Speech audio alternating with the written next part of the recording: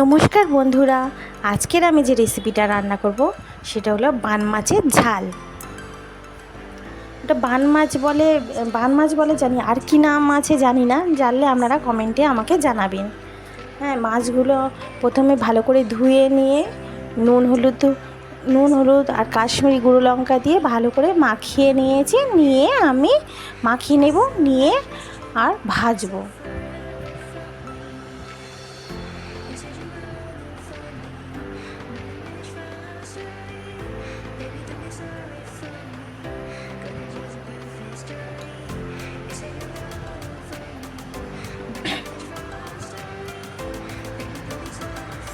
মাছগুলো না আমি আগের দিনকে ভেজে রেখেছিলাম, কারণ এই যে পাঁকাল মাছগুলো, বান মাছ যেহেতু একটা পাঁকাল মাছ, এই পাঁকাল মাছ না আগের দিনকে রাত্রে ভেজে রেখে তার পরের দিন সকালবেলা, যেহেতু আমাদের সকালবেলা করেই রান্না হয়, সকালবেলা রান্না করলে তার টেস্টটা পাওয়া যায়।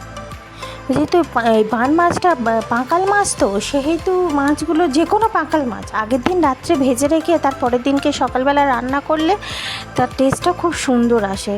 কিন্তু সঙ্গে সঙ্গে যে এনে সঙ্গে সঙ্গে রান্না করলে না সেই মাছের অতটা সেই স্বাদটা পাওয়া যায় না।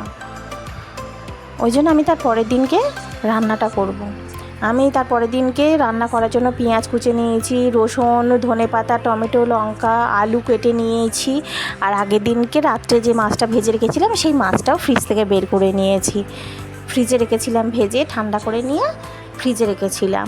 সেই মাছটা আমি রান্না করব আজকে। তার জন্য আমি কড়াইতে প্রথমে তেল দিয়ে আলুগুলো হলুদ দিয়ে ভালো করে ভেজে নেব। খুব ভালো করে আলুগুলো ভেজে নেব আমি। আর বন্ধুরা, আমার যদি এই নতুন নতুন ভিডিওগুলো আপনাদের যদি ভালো লাগে, তাহলে অবশ্যই লাইক, কমেন্ট, শেয়ার আর একটা সাবস্ক্রাইব করে দেবেন, যাতে আমার নতুন নতুন ভিডিওগুলো আপনাদের কাছে খুব সহজেই পৌঁছায়।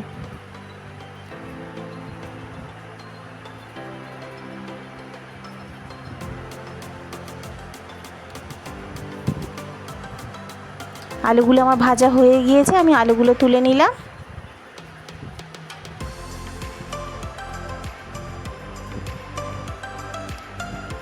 এবার ওই তেলেতেই আমি রসুন, থেঁতো করা রসুন দিয়ে দেব, পেঁয়াজ দিয়ে দেব,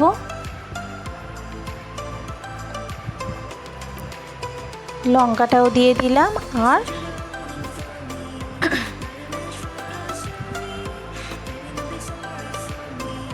আর টমেটোগুলোও দিয়ে দেবো। দিয়ে ভালো করে আমি তেলেতে মশলাটা কষে নেব।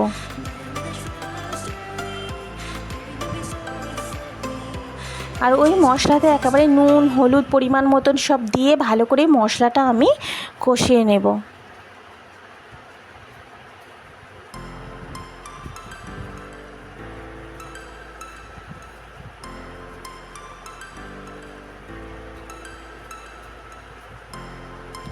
আমার মশলাগুলো ভালো করে কষানো হয়ে গিয়েছে এবং মশলা থেকে তেলও ছেড়ে দিয়েছে।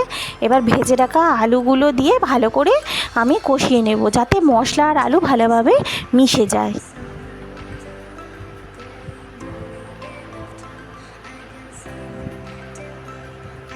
আর আমি পাশে একটু গরম জল করে নিয়েছিলাম।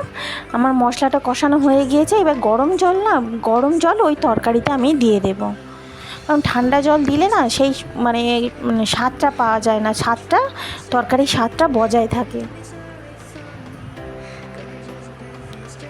যে কোনো তরকারিতে দেখবেন আপনারা ঠান্ডা জলের পরিবর্তে গরম জল দিয়ে করবেন, রান্নার স্বাদটা ঠিক বজায় থাকে। এবার ভেজে রাখা মাছগুলো একটু আগে থেকে দিয়ে দেব, দিয়ে মাছগুলো ভালো করে আমি ফুটিয়ে নেব।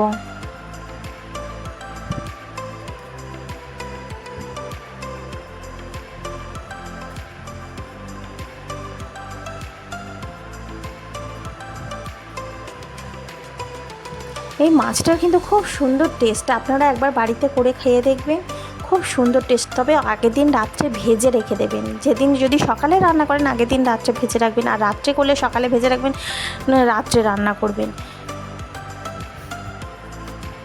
কিন্তু সঙ্গে সঙ্গে রান্না করলে কিন্তু সেই টেস্টটা পাওয়া যায় না।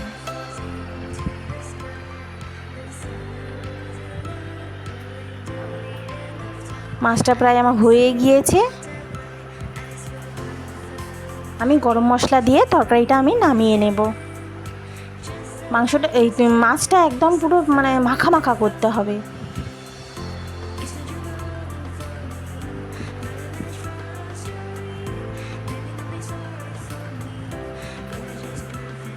মাংসের মতন একদম মাখা মাখা করলে তবে এর টেস্টটা পাওয়া যাবে। তরকারিটা আমার পুরো কমপ্লিট হয়ে গিয়েছে। আমি অন্য পাত্রেতে পরিবেশনের জন্য ঢেলে নেব। দেখুন বন্ধুরা, কি সুন্দর কালার এসেছে তরকারিতে। তরকারিটা কত সুন্দর, এর রঙটা দেখেই বোঝা যাচ্ছে যে তরকারির স্বাদটা কত সুন্দর হবে।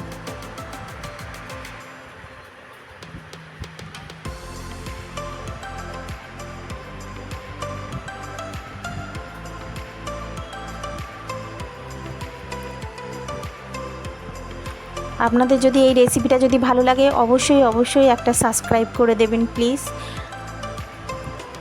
দেখা হচ্ছে পরবর্তী ভিডিওতে নতুন একটা রেসিপি নিয়ে।